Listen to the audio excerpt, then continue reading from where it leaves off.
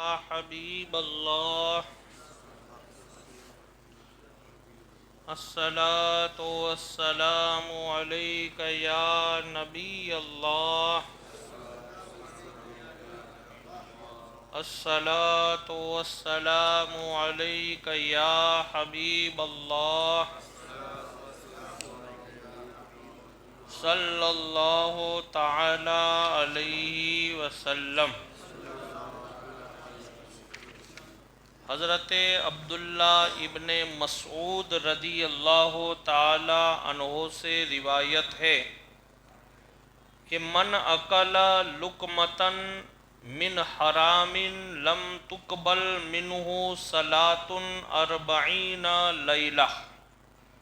حضرت عبداللہ ابن مسعود رضی اللہ تعالی عنہ فرماتے ہیں کہ جس نے حرام کا ایک لقمہ کھایا 40 دنوں تک اس کی کوئی نماز قبول نہیں ہوتی۔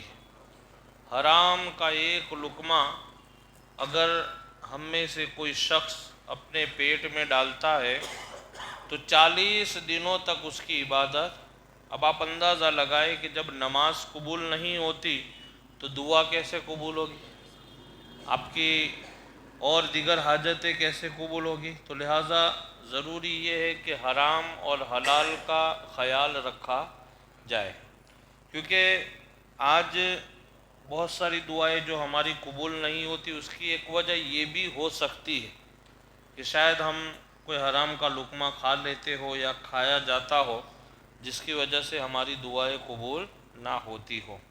میرے پیارے آقا صلی اللہ علیہ وسلم کے پیارے دیوان و مال کے بارے میں زیادہ احتیاط رکھنا ضروری ہے۔ کہیں کوئی لقمہ حرام لقمہ پیٹ میں چلا جائے تو 40 دنوں کی نمازیں مردود ہو جاتی ہے، اور جب تک وہ لقمہ اور اس کے آثار پیٹ میں رہیں گے اس وقت تک کوئی دعا بھی قبول نہیں ہوگی۔ آپ حرام کا لقمہ کھائیں گے 40 دنوں کی آپ کی عبادت قبول نہیں، لیکن جب تک وہ لقمے کا اثر آپ کے پیٹ میں ہے، اس کے جو آثار ہے جیسے بلڈ بنتا ہے اور دیگر جو انرجی وغیرہ آپ کو اس کھانے سے جب تک وہ آپ کے جسم میں آپ کی باڈی میں ہے تو آپ کی کوئی دعا بھی قبول نہیں ہوتی۔ بلکہ اگر اسی حالت میں موت ہو جائے تو وہ آدمی جہنم میں بھیج دیا جائے گا۔ اللہ اکبر۔ یہ بھی بہت بڑی عبرت کی بات ہے ہمارے لیے اور آپ کے لیے کہ حرام کا کھانے سے، حرام کے لقمے کھا لینے سے نماز قبول نہیں ہوتی، دعائیں قبول نہیں ہوتی، اور اللہ نہ کرے ہر ایک کو اللہ بچائے حرام کھانے سے، اور اللہ ہر ایک کو حلال روزی کی توفیق عطا فرمائے۔ لیکن اگر مان لو اس حالت میں اگر ہمارا یا کسی کا انتقال ہو جاتا ہے تو صاحب کتاب کے مقدس فرامین اور ان کے نچوڑ کے ماتحت اس آدمی کو جہنم میں بھیج دیا جاتا ہے۔ اللہ کے رسول صلی اللہ تعالیٰ علیہ وسلم ارشاد فرماتے ہیں کُلُّ لَحْمٍ نَبَتَ مِنْ حَرَامٍ فَالنَّارُ أَوْلَىٰ بِهِ۔ یہ حضور کا فرمان ہے۔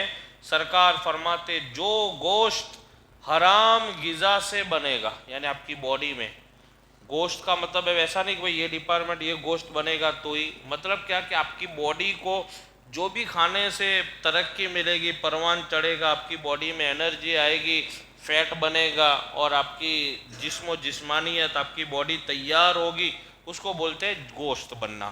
تو سرکار علیہ السلام فرماتے جو گوشت حرام غذا سے بنے گا، یعنی جو لوگ حرام کھاتے ہیں، آسان طریقہ اس کا یہ ہے، جو گوشت حرام غذا سے بنے گا سرکار فرماتے جہنم اس کی زیادہ مستحق، یعنی ایسے لوگ جہنم میں جلدی چلے جائیں گے کہ جو لوگ حرام کھاتے ہیں اور حرام اور حلال میں تمیز نہیں کرتے وہ لوگ جہنم میں جلدی چلے جائیں گے۔ جس قدر مال زیادہ ہوتا جا رہا ہے اسی قدر بے احتیاطی بڑھتی جا رہی ہے، حرام اور حلال میں تمیز کم ہوتی جا رہی ہے۔ آج ہمارے اور آپ کے درمیان معاشرے میں، سوسائٹی میں، لوگوں میں، ہمارے احباب دوستوں میں جس طریقے سے لوگوں کے پاس جیسے جیسے مال زیادہ ہو رہا ہے ایسے ایسے آج ہماری حلال اور حرام پر توجہ کم ہوتی جا رہی ہے۔ ابھی کیا ہمارا اور آپ کا ایک ہی ذہن بن چکا ہے، نہیں کچھ بھی کرو مال بنا لو پھر دیکھا جائے گا، مال اکٹھا کر لو پھر دیکھا جائے، یعنی توجہ نہیں ہے۔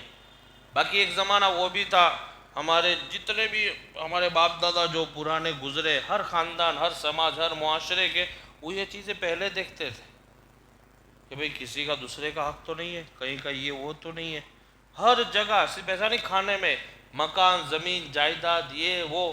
پہلے تو یہ ہوتا تھا کہ لوگوں کے پاس زمین جائیداد ہوتی تھی تو اوپر سے دوسروں کو دے دیا کرتے تھے۔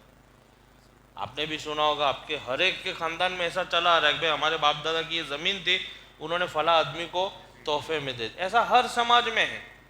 آپ دیکھنا اپنی پرانی پیڑھیوں کی داستان اور تاریخ آپ پڑھو گے، سنو گے، تو اس میں یہ ہوگا، کہیں آپ کے ابا نے دی ہوگی، کہیں آپ کے دادا نے دی ہوگی، کہیں آپ کے نانا نے دی ہوگی، کہیں آپ کے بھائی نے دی ہوگی، آپ کی خود کی زمین ہوگی، لیکن لوگوں نے محبت میں کہ دے دی، بھائی چلو آپ کے پاس نہیں ہے زمین، یہ لے لو، چلو یہاں بسیرا کر لو، تم کھیتی کرو، زمین کرو، وہ کرو، اس طریقے سے لوگوں کا گزر بسر۔ لیکن اب کیا اس کا الٹا ہو گیا، ان کا ہے دبا دو، ان کا ہے تھوڑا لے لو، ان کا ہے تھوڑا لے لو۔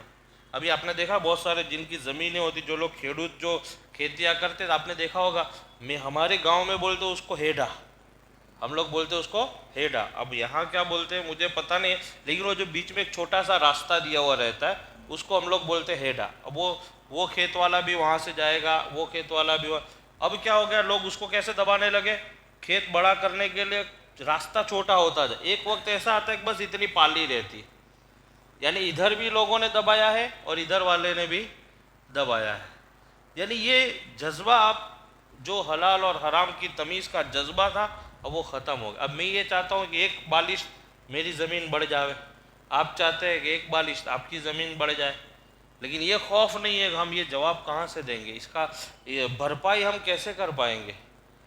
اچھا ابھی بہت سارے لوگ یہ بھی کہتے ہیں کچھ بھائی کر لینے کا، معافی ہو جائے گی، اتنا آسان ہے معافی کروا لینا، بہت مشکل ہے یہ معافی۔ اور وہاں اس جگہ پر کہ جہاں پہ اللہ نے قرآن میں فرمایا کہ کسی چیز کا کوئی بدلہ نہیں چلے گا، یہاں دنیا میں تو آپ کے لیے چانس ہے کہ اگر سجدے میں جا کر کے گڑ گڑائیں گے، روئیں گے، معافی تلافی کریں گے تو بے شک اللہ غفور الرحیم ہے، معاف فرما دے گا، لیکن وہاں یہ نہیں چلے گا، وہاں تو ہر آدمی ہی کہے گا یا لیتنی کنتو ترابا، کاش کہ مجھے مٹی بنا دیا جائے، کاش کہ مجھے دنیا میں واپس بھیج دیا جائے، کاش کہ مجھے دوبارہ زندگی گزارنے کا موقع ملے، میں کوئی گناہ نہیں کروں گا۔ یہ قرآن پاک کی باتیں ہیں، قرآن پاک میں اللہ نے فرمایا جب لوگ قیامت کا منظر دیکھیں گے تو کوئی یہ کہے گا اللہ پاک مجھے مٹی بنا دے، کوئی کہے گا اللہ پاک مجھے دوبارہ زمین پر بھیج، میں تیری نافرمانی کبھی نہیں کروں گا، لیکن اللہ فرمائے گا یہ ایک ہی موقع تھا اور آخری موقع تھا، اب تمہیں موقع، اب تمہاری جو نیکیاں ہے، اب جو اعمال ہے، جو تمہارے گناہ ہے، اس کے مطابق یا تو آپ جنت میں جاؤ گے یا تو جہنم میں جاؤ گے، یا تو آپ کو جزا ملے گی یا سزا ملے گی۔ بہرحال تو کہتے ہیں کہ حلال حرام کی تمیز کم ہوتی جا رہی، یقیناً حق فرمایا تھا سرکار علیہ السلام نے، لَيَأْتِيَنَّ عَلَى النَّاسِ زَمَانٌ لَا يُبَالِي الْمَرْءُ بِمَا أَخَذَ الْمَالَ امن الحلال او من الحرام۔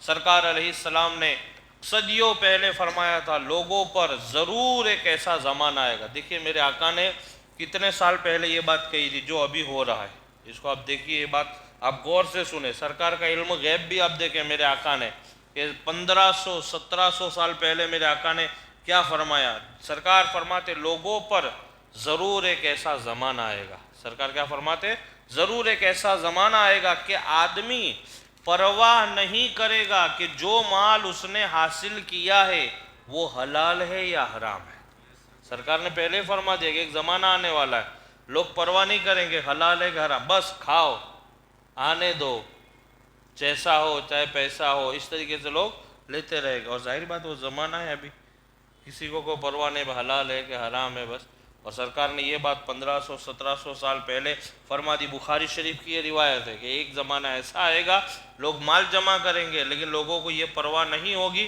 کہ یہ مال حرام کا ہے یا حلال کا ہے۔ ہمارے اکابر بزرگان دین، صحابہ کرام، ائمہ مجتہدین کا دور ایسا گزرا ہے کہ وہ یہ چیزوں کا اتنا لحاظ کرتے تھے کہ ایک صحابی رسول کے بارے میں تو بیان کیا جاتا ہے کہ جب وہ کبھی کھانا کھاتے تھے اور انہیں پتہ چلتا تھا کہ یہ کھانا میرے لیے حرام تو بہت دور کی بات ہے، لیکن خالی اتنا پتہ چل جاتا یہ کھانا میرے لیے مکروہ ہے تو آپ انگلی ڈالتے تھے اور کہہ کرتے تھے، اور اتنی کہہ کرتے تھے کہ یہاں تک کہ آپ کو خون آنا چالو ہو جاتا تھا اللہ کے خوف سے۔ اس کا جواب کیسے دیا جائے گا؟ یہ جو کھایا ایک لقمہ اس کا جواب ہے، وہ واپس نکال دیتے تھے اور اتنا کہہ کرتے تھے کہ خون بھی چالو ہو جاتا تھا۔ آپ تمام ائمہ بزرگان دین کی آپ تاریخ پڑھو، پتہ چل جائے گا۔ حضرت امام اعظم ابو حنیفہ رضی اللہ تعالیٰ عنہ، جن کی ہم تقلید کرتے، ایک مکان کے پاس کھڑے تھے، گرمی کا موسم تھا، اور پتہ چلا آپ کو کہ بھئی یہ جو مکان والا ہے اس نے مجھ سے پیسہ قرض لیا ہے، ادھار لیا ہے۔ کیا لیا ہے؟ قرض لیا ہے۔ تو حضرت امام اعظم ابو حنیفہ کو پتہ چلا کہ یہ مکان اس کا ہے، تو آپ دھوپ میں کھڑے ہو گئے۔ اس کے مکان کی جو چھاؤں تھی نا، سمجھ رہے آپ، چھاؤں آتی ہے، مکان کی چھاؤں میں کھڑے تھے، لیکن پتہ چلا کہ یہ مکان تو فلاں صاحب کا ہے جنہوں نے مجھ سے قرضہ لیا ہے، تو آپ دھوپ میں آ کے کھڑے ہو گئے۔ لوگوں نے کہا کہ حضرت آپ دھوپ میں آ گئے، وہاں چھاؤں ہے، آپ کھڑے ہو جاؤ۔ تو آپ کیا کہتے ہو کہ نہیں، یہ مکان جو مالک ہے اس نے مجھ سے پیسہ ادھار لیا ہے۔ تو بھی کہا حضرت اس میں کیا بات ہے، ادھار لیا اچھی بات ہے نا، آپ کا تو احسان ہے اس پر۔ تو آپ کیا فرماتے کہ ادھار دینے کے بعد اس کی کسی چیز سے فائدہ اٹھانا بھی ناجائز ہے۔ آج جو گروی لوگ رکھتے ہو نا، گروی، اور کوئی موٹر سائیکل رکھتا ہے پھر گھماتے ہو جاتے ہیں، کار رکھتا ہے ان کو، یہ سب حرام ہے، یاد رکھنا۔ گروی رکھنا جائز ہے، لیکن گروی رکھی ہوئی چیز کو استعمال کرنا حرام ہے، وہ امانت ہے آپ کے پاس۔ سمجھو آپ بات، گروی کا مطلب کہ نہیں آ رہا سمجھ میں مسئلہ؟ سمجھاؤ آسانی کے لیے۔ جیسے میرے کو 5 لاکھ روپے کی ضرورت ہے، سمجھ رہے؟ میں نے حافظ مبارک صاحب سے یہ کہا کہ بھئی مجھے 5 لاکھ روپے کی ضرورت ہے، آپ میرا کام نکال دیتے ہو؟ تو انہوں نے کہا کہ ایک کام کرو حضرت، میں آپ کو ایسے قرض تو نہیں دے پاؤں گا، لیکن آپ کوئی چیز گروی رکھ دو۔ تو میں نے ان کو کہا ٹھیک ہے، میرے پاس ایکٹیوا ہے میری، اس کی قیمت 60 لاکھ ہے، اور مجھے 50 لاکھ چاہیے، تو آپ 50 لاکھ روپے مجھے دے دو اور گروی میری یہ چیز رکھ۔ اور گروی کا میننگ کیا ہوتا ہے؟ گروی کا میننگ امانت۔ کیا ہوتا ہے؟ امانت، بدلہ، عوض۔ گروی کا مطلب ہوتا ہے عوض، سمجھے؟ تو اب انہوں نے کہا کہ ٹھیک ہے حضرت، آپ کو 50 لاکھ تو میں دے دوں گا، لیکن کوئی چیز آپ اس کے بدلے میں مجھے دے دو۔ تو میں نے ان کو ایکٹیوا دے دی کہ آپ یہ رکھنا۔ یہ ٹھیک ہے، یہ جائز ہے، لیکن اب وہ ایکٹیوا ان کے پاس صرف امانت رہے گی، اس کو وہ گھما۔ لیکن ہم کیا کر رہے ہیں آپ کو پتہ ہے نا، مکان گروی پہ دے رہے ہیں، لے رہے ہیں، استعمال کر۔ اب تو ایسا ہوتا ہے کہ اس کو لے کے دوسرے کو بھاڑے چڑھا رہے ہیں۔ سمجھ میں آئی بات؟ کرتے ہیں لوگ، وہ بھی حرام ہے۔ 4 ویلر گروی رکھ کر کے 5 لاکھ 10 لاکھ روپے ضرورت ہے، دے دیا، میرے پاس ایک 4 ویلر آپ کے، اس کو گھما رہے، یہ حرام ہے۔ خالی ایسا تھوڑی کہ بھئی حرام کا مطلب ایسا چوری کر کے کھانا ہی حرام ہے، ایسا نہیں ہے۔ طریقے اگر آپ کے غلط ہے تو مال حلال بھی حرام ہو جاتا ہے، یہ آپ یاد رکھیں۔ طریقہ اگر آپ کا غلط ہے تو مال حلال بھی آپ کے لیے مال حرام ہو جاتا ہے، اور اس بات کو آپ دھیان سے سمجھنا۔ خالی اتنا مت بولتا ہے کہ مفتی صاحب نے بول دیا کہ حلال چیز بھی حرام ہے، نہیں، طریقہ اگر آپ کا غلط ہے۔ مثال کے طور پر اگر آپ کے پاس حرام کا پیسہ ہے، حرام کا پیسہ، اس حرام کے پیسے سے آپ بکرے کا گوشت خریدو گے، کیا وہ بکرے کا گوشت آپ کے لیے حلال ہو جائے گا؟ بولو ہوگا حلال؟ اور آپ کے پاس حلال کا پیسہ اور اس سے اگر کتے یا سور کا گوشت خریدو گے تو وہ گوشت حلال ہو جائے گا؟ سمجھ میں آئی بات؟ اللہ سے دعا ہے کہ اللہ رب العزت مجھے سب سے پہلے اور آپ تمامی حضرات کو حرام سے بچنے کی اور حلال کی طرف جانے کی توفیق رفیق عطا فرمائے۔ چینل فیضان پنجتن کو سبسکرائب کریں، لائک کریں، بیل آئیکن بٹن کو دبائیں۔